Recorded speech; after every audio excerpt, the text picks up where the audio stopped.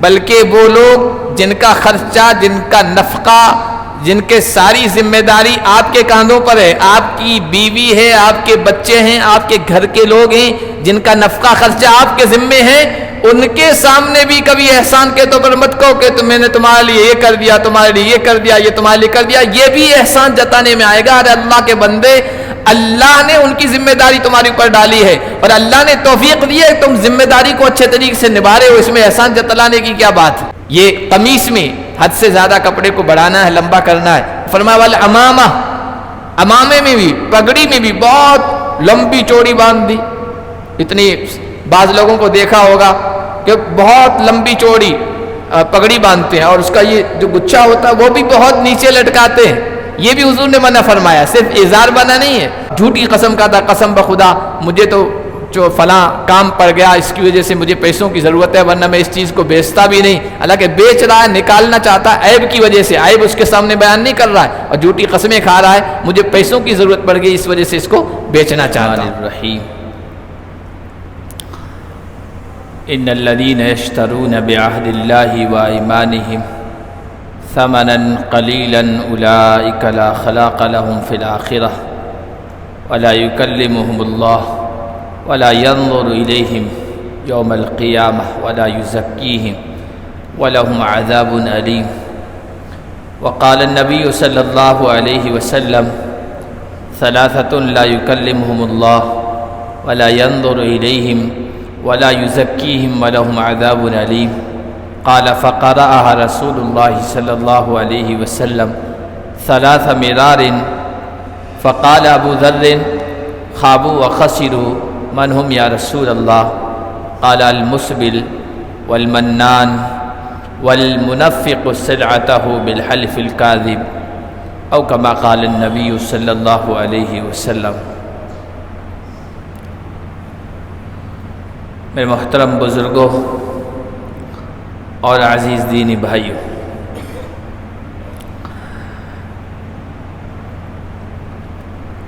کل قیامت کے دن لوگوں کے احوال، لوگوں کے حالات، ان کے اعمال اور عقیدے کے اعتبار سے مختلف ہوں۔ کچھ لوگ ایسے خوش نصیب ہوں گے کہ اللہ کے عرش کے سائے میں ہوں گے، اللہ کی رحمت ان کی طرف متوجہ ہوگی، اللہ شفقت کی، رحمت کی، محبت کی نظر سے ان کی طرف دیکھیں گے،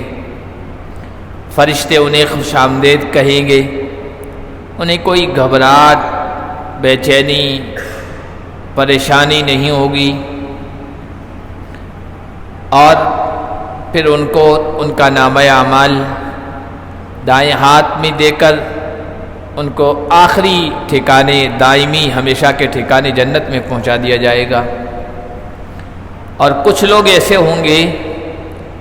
جو اس وقت بہت گھبراہٹ میں، پریشانی میں، بے چینی میں ہوں گے، اللہ غضب کی، غصے کی نظر سے ان کی طرف دیکھیں گے، نظر رحمت سے وہ محروم ہوں گے۔ ایسے بد نصیب لوگ کون ہیں؟ اللہ کے نبی صلی اللہ علیہ وسلم کی حدیث میں، آپ کے فرمان مبارک میں 9 قسم کے لوگوں کو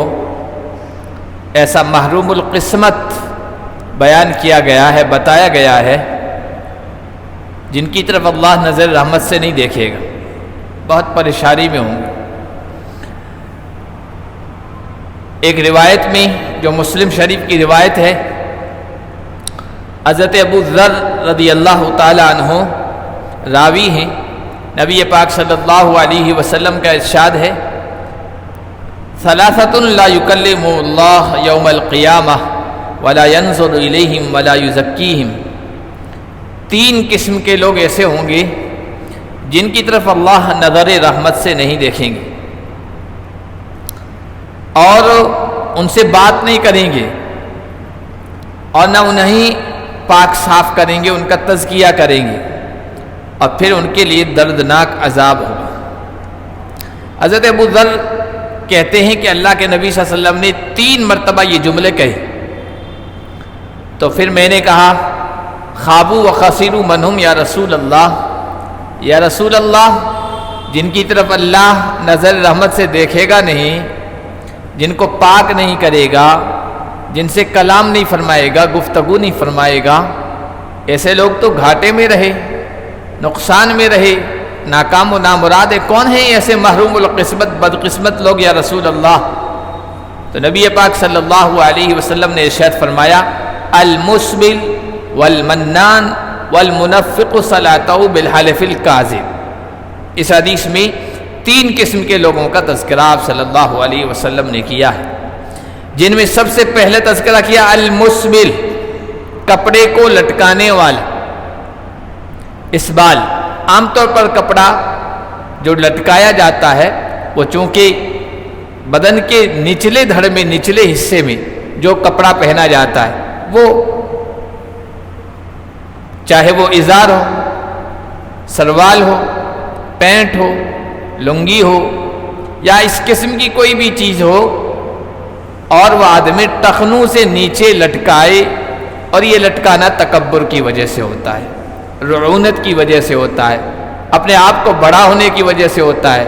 اپنے کو ممتاز اور الگ طرح کا لوگوں کے درمیان دکھانے کے جذبے سے ہوتا ہے۔ تو نبی پاک صلی اللہ علیہ وسلم نے ارشاد فرمایا المسبل، کپڑے کو لٹکانے والا، اور اس کے بارے میں سخت وعیدی بھی آئی۔ نبی پاک صلی اللہ علیہ وسلم کا ارشاد ہے ما اسفل من الکعبین من الازار ففی النار۔ جو آدمی، جس آدمی کے ٹخنے اس کے کپڑوں کے نیچے ہوئے، ٹخنے چھپ جائیں اور اس کا کپڑا نیچے لٹکتا رہے تو وہ حصہ جہنم میں جائے گا۔ جہنم کی وعید، جہنم کی دھمکی اور جہنم کی سزا کسی گناہ کے بارے میں، کسی عمل کے بارے میں، یہ اس گناہ کے سنگین ہونے کی علامت ہے، اس گناہ کے بہت بڑا ہونے کی علامت ہے، جسے ہم کہتے ہیں کبیرہ گناہ۔ تو یہ کبیرہ گناہ ہے کہ انسان اپنے کپڑے کو لٹکائے ٹخنوں سے نیچے۔ یہ عام حالات میں بھی منع ہے، اور نماز میں بھی تو اور بھی زیادہ منع ہے۔ عام حالات میں بھی حرام ہے، گناہ کبیرہ ہے، سنگین گناہ ہے، جس پر دردناک عذاب کی دھمکی ہے، جس پر جہنم کی دھمکی ہے، جہنم کی آگ کی دھمکی ہے، اور نماز میں اس کی سنگینی، اس کی سختی، اس کی حرمت اور بھی زیادہ بڑھ جاتی ہے۔ نبی پاک صلی اللہ علیہ وسلم کا ارشاد ہے من اسبل ازارہ فی صلاتہ خیلا فلیس من اللہ فی حل ولا حرام۔ جو آدمی نماز کے اندر تکبر کی وجہ سے اپنا کپڑا لٹکائے، ٹخنوں سے اوپر نہ رکھے، تو وہ اللہ کے دین سے کوئی تعلق نہیں رکھتا ہے، اللہ سے حلال و حرام کے تعلق سے اس کا کوئی تعلق نہیں ہے۔ یعنی جن چیزوں کو اللہ نے حلال کیا نہ اس کو حلال سمجھتا ہے، اور جن چیزوں کو اللہ نے حرام کیا نہ انہیں حرام سمجھتا ہے۔ اللہ کے دین سے اس کا کوئی تعلق نہیں، تعلق ہوتا تو وہ ٹخنے نے چھپاتا، اپنے کپڑے ٹخنوں سے نیچے نے لٹکاتا۔ اسی طرح اللہ کے نبی صلی اللہ علیہ وسلم نے ایک صحابی کو جن کا نام شرید ہے دیکھا کہ وہ اپنے ٹخنے سے نیچے کپڑا لٹکائے ہوئے ہیں، یجر ازارہ، ازار جو نیچے کپڑا تھا تہبند وغیرہ اس کو گھسیٹ کے چل رہے ہیں۔ اللہ کے نبی جلدی سے تیزی کے ساتھ بھاگتے ہوئے اس کی طرف گئے اور کہا ارفع ازارک واتق اللہ، اللہ کے بندے اپنا ازار اوپر کر لو، کپڑا اوپر کر لو اور اللہ سے ڈرو۔ تو وہ کہنے لگے یا رسول اللہ انی احنف تستک رکبتایا، یا رسول اللہ میں جب چلتا ہوں نا تو میرے پیروں کی بناوٹ ایسی ہے کہ میری ایڑیاں جو ہے نا وہ آپس میں ٹکراتی ہیں، تھوڑا یوں چلتا ہوں پھڈا، تو تھوڑا اچھا نہیں لگتا، اس وجہ سے میں اپنی ایڑیوں کو چھپا کے رکھتا ہوں، کپڑا اس لیے نیچے لٹکا کے رکھتا ہوں۔ اللہ کے نبی صلی اللہ علیہ وسلم نے کہا ارفع ازارک، اللہ کے بندے کپڑا اوپر کر لو، کل خلق اللہ حسن، اللہ نے جس طرح سے جس کو پیدا کیا ہے وہ بہتر ہے، اچھا ہے۔ اور صرف اس وجہ سے کہ تمہاری ایڑیاں آپس میں ٹکراتی ہے تو اس کو چھپانا چاہتے ہو، یہ اچھی بات نہیں ہے۔ اللہ کے نبی صلی اللہ علیہ وسلم نے جب سے ان صحابی کو یہ کہا فما رؤی ذلک الرجل بعد الا ازارہ یصیب انصاف ساقی، اللہ کے نبی کے اس فرمان کے بعد ان کے پیروں میں وہ خامی ہونے کے باوجود انہوں نے ہمیشہ کے لیے اپنا کپڑا اوپر کر لیا۔ صحابہ فرماتے ہیں اس کے بعد کبھی بھی ان کو حضرت شرید کو نہیں دیکھا گیا مگر اس حالت میں کہ ان کا ازار آدھی پنڈلیوں تک ہوتا تھا۔ اللہ کے نبی صلی اللہ علیہ وسلم نے یہ بھی ارشاد فرمایا کہ صرف ازار یعنی نیچے دھڑ میں جو کپڑا پہنتے ہیں اسی میں لٹکانا نہیں ہوتا ہے، بلکہ ہر چیز میں ہوتا ہے۔ حضور نے فرمایا الاسبال فی الازار والقمیص والعمامہ، اسبال یعنی کپڑے کو بہت زیادہ لمبا کرنا یہ ازار میں بھی ہوتا ہے۔ ازار عربی میں کہتے ہیں نیچے پہنانے والے کپڑے کو، اس کے میں نے تشریح کی کہ چاہے وہ لنگی ہو، چاہے وہ پینٹ ہو، چاہے وہ سروال ہو، چاہے کوئی اور چیز پہننے کی ہو، تو ازار میں بھی کپڑے کو لمبا کرنا ہوتا ہے۔ والقمیص کرتے میں بھی، کرتا اتنا لمبا کر دیا کہ بہت زیادہ نیچے لگ رہا ہے، جیسے بہت سے لوگ اپنے آپ کو بہت زیادہ صوفی نیک ظاہر کرنے کے لیے بہت لمبا نیچا کرتا کر دیتے۔ یہ قمیص میں حد سے زیادہ کپڑے کو بڑھانا ہے، لمبا کرنا ہے۔ فرمایا والعمامہ، امامے میں بھی، پگڑی میں بھی بہت لمبی چوڑی باندھ دی۔ اتنی بعض لوگوں کو دیکھا ہوگا کہ بہت لمبی چوڑی پگڑی باندھتے ہیں اور اس کا یہ جو گچھا ہوتا ہے وہ بھی بہت نیچے لٹکاتے ہیں۔ یہ بھی حضور نے منع فرمایا، صرف ازار بنا نہیں ہے، قمیص میں بھی اور امامے میں اور پگڑی میں بھی لمبا کرنا یہ بھی منع میں داخل ہے۔ حضور نے فرمایا من جر شیئا خیلاء لم ينظر اللہ الیہ یوم القیامہ، جو آدمی ان کپڑوں میں سے کسی بھی کپڑے کو لمبا کرے گا تکبر کی وجہ سے، گھمنڈ کی وجہ سے، اپنے آپ کو بڑا سمجھنے کی وجہ سے، اللہ اس کی طرف نظر رحمت سے نہیں دیکھے گا۔ تو اللہ کے نبی صلی اللہ علیہ وسلم نے سب سے پہلا جو آدمی اللہ کی نظر رحمت سے محروم رہے گا اور جس سے اللہ گفتگو نہیں فرمائے گا، کلام نہیں فرمائے گا، جس کا تذکرہ کیا، وہ فرمایا المسبل، کپڑے کو نیچے لٹکانے والا۔ اس لیے یہ چاہے نماز میں ہو چاہے نماز کے علاوہ ہو، یہ کبیرہ گناہ ہے، سنگین گناہ ہے، اور اس پر جہنم کی وعید آئی ہے، آگ کی وعید آئی ہے، اور ابھی آپ نے سنا کہ اللہ کی نظر رحمت سے ایسا شخص محروم رہے گا۔ حدیث میں جو دوسرا عمل یا جو دوسرے اس بدقسمت آدمی کا تذکرہ فرمایا، وہ فرمایا المنان، اللہ کی نظر رحمت سے محروم رہنے والا شخص احسان جتانے والا ہے، کسی کو کچھ دے کر ہدیہ دیتا ہے، کسی کو صدقہ خیرات دیتا ہے، کسی پر خرچ کرتا ہے اور اللہ کے دیے ہوئے مال میں سے کچھ دیتا ہے، اور پھر اس کے بعد اس کا تذکرہ کرتا ہے، احسان جتاتا ہے۔ جس کو دیا ہے اس پر احسان جتاتا ہے، یا یہ کہ جس کو دیا ہے وہ آدمی کسی ایسے آدمی کے سامنے اس کے تذکرے کو پسند نہیں کرتا، تو اس کے سامنے بیان کر رہا ہے کہ میں نے فلاں کو دیا ہے۔ تو یہ ہے منان، احسان جتانے والا۔ یہ صدقے کو، ہدیے کو، اللہ کی راہ میں خرچ کرنے کے اجر و ثواب کو ضائع کر دیتا ہے۔ حالانکہ صدقے کا اللہ کی راہ میں خرچ کرنے کا ثواب کتنا بڑا ہے۔ حضور علیہ الصلوۃ والسلام نے فرمایا آدمی صدقہ دیتا ہے، اللہ کی راہ میں دیتا ہے کسی کو، اس کا اجر و ثواب اتنا ہے عرش کا سایہ اسے نصیب ہوگا۔ حضور نے فرمایا کہ ان الصدقہ لتطفئ علی اہل حظ القبور، صدقہ دینا، کسی کو کچھ دینا، یہ صدقہ دینے والے کو قبر کی گرمی سے، عذاب سے بچا لیتا ہے۔ بہت سارے اجر اور ثواب اللہ کے نبی صلی اللہ علیہ وسلم نے بتائے۔ حضور نے فرمایا صدقہ یہ جہنم سے بندے کی گردن کو آزاد کرنے کا سبب اور ذریعہ ہے۔ ایک موقع پر عورتوں سے حضور نبی پاک صلی اللہ علیہ وسلم نے ارشاد فرمایا کہ یا معاشر النساء، عورتوں کی جماعت، صدقہ زیادہ کرو، صدقہ زیادہ کرو، میں نے بڑی تعداد تمہاری جہنم کے اندر دیکھی ہے۔ عورتوں نے کہا یا رسول اللہ کس وجہ سے ہماری بڑی تعداد آپ نے جہنم میں دیکھی؟ کارن کیا، سبب کیا؟ حضور نے فرمایا تمہارے اندر دو چیزیں ہیں، تکثرن اللعن وتکفرن العشیرہ، ایک تو تم لعنت ملامت بہت زیادہ کرتی ہو، ہر چیز میں لعنت کریں گی، ملامت کریں گی، لائٹ چلی جائے گی اس کو برا بلا کہیں گی، کچھ کام کرتے ہوئے کچھ ہو گیا تو لعنت ملامت کرے گی، بچے نے پریشان کیا تو لعنت ملامت کرے گی، بد دعا دے گی، ہر چیز میں لعنت ملامت کے الفاظ ان کی زبانوں پہ ہوتے ہیں۔ اور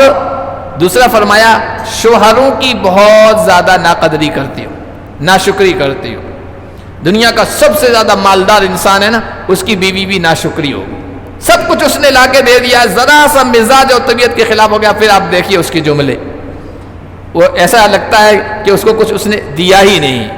تو یہ دو عمل ہیں تمہارے اندر، یہ دو کام ہیں جن کی وجہ سے جہنم میں جاؤ گی۔ پھر حضور نے فرمایا اگر جہنم سے بچنا ہے تو اللہ کی راہ میں صدقہ خیرات کرو، یہ جہنم سے آزادی کا، گردن کے آزادی کا سبب بنے گا۔ تو حضور نے فرمایا صدقے کا اتنا بڑا اجر و ثواب ہے، لیکن اگر کوئی صدقہ کر کے کسی کو دے کے، کسی پر خرچ کر کے، کسی کو ہدیہ تحفہ دے کے پھر اس پر احسان جتاتا ہے، یا کسی دوسرے آدمی کے سامنے اس کا تذکرہ کرتا ہے جس کے سامنے لینے والا تذکرے کو پسند نہیں کرتا ہے،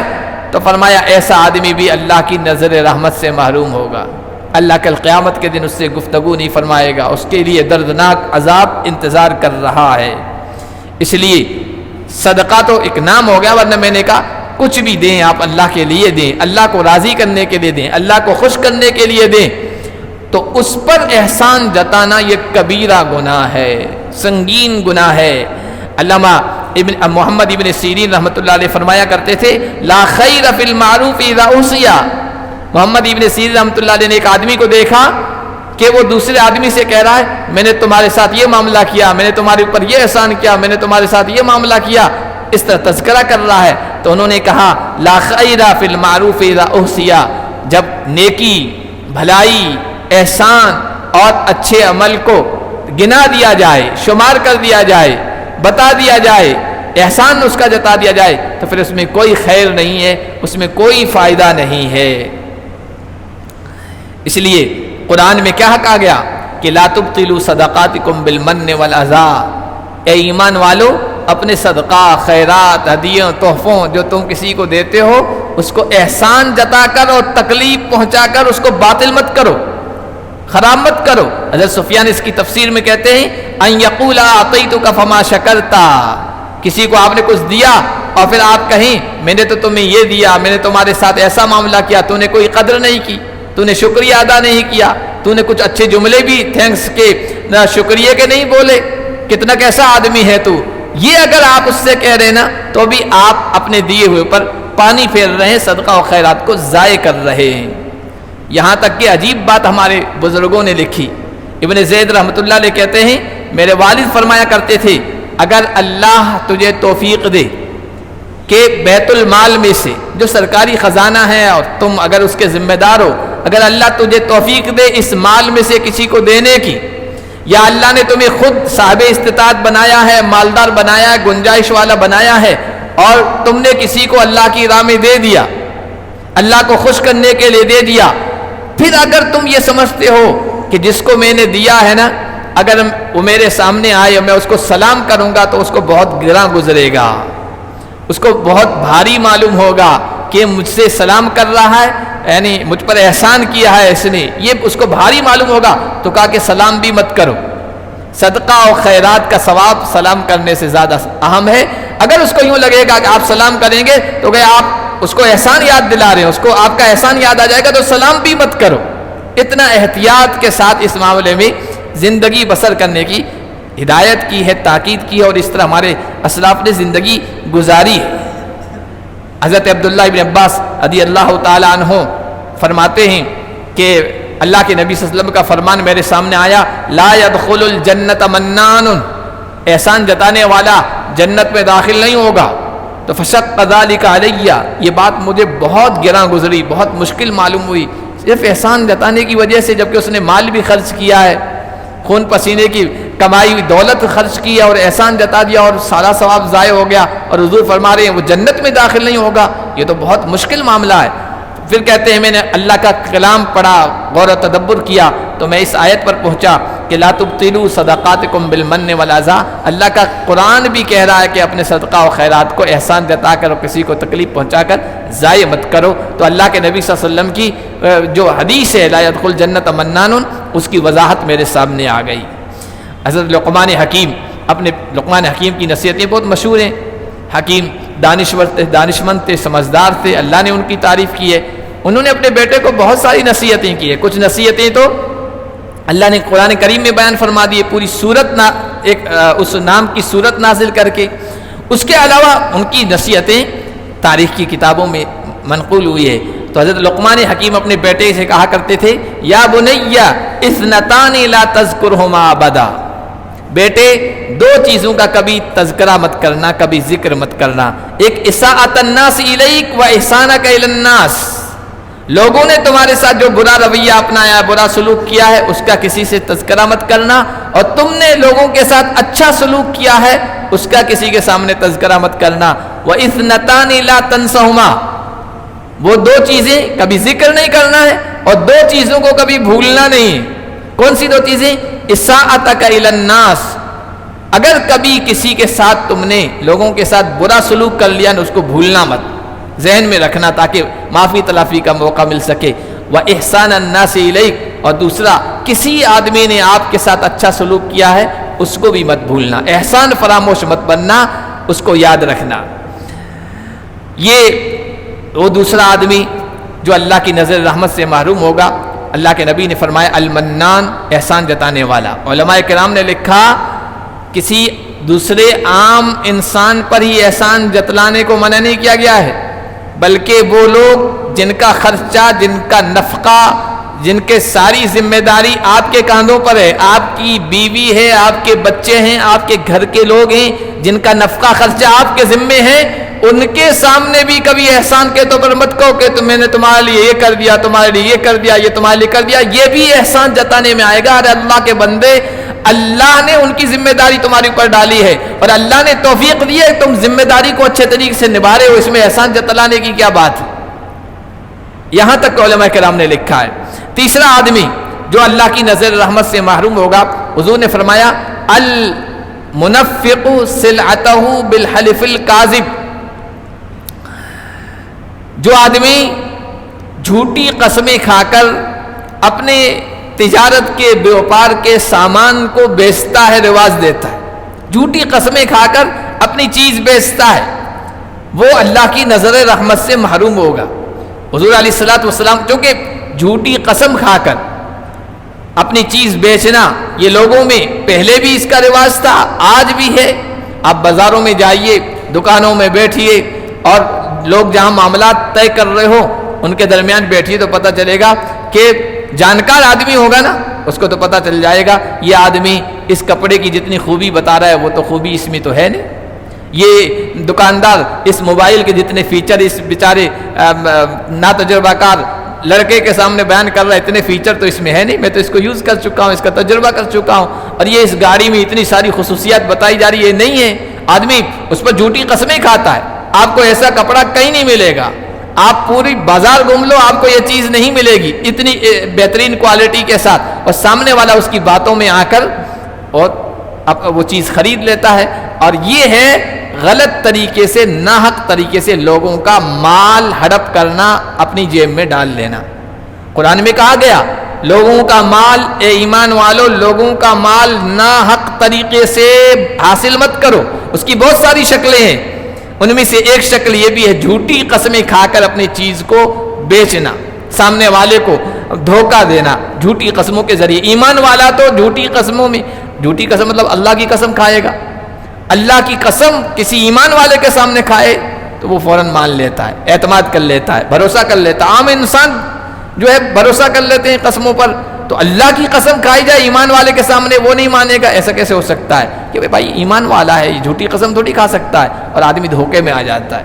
لا تاکلوا اموال الناس بالباطل، باطل ناحق طریقے سے، غلط طریقے سے لوگوں کا مال ہڑپ مت کرو، اس میں یہ بھی ہے جھوٹی قسم کے ذریعے سے اپنا سامان بیچنا۔ جھوٹی قسم کھا کر اس کی خوبیاں بیان کر رہا ہے، جھوٹی قسم کھا کر کہہ رہا ہے قسم بخدا تم اس کے 10,000 دے رہے ہو نا، 10,000 میں تو مجھے پڑی بھی نہیں ہے،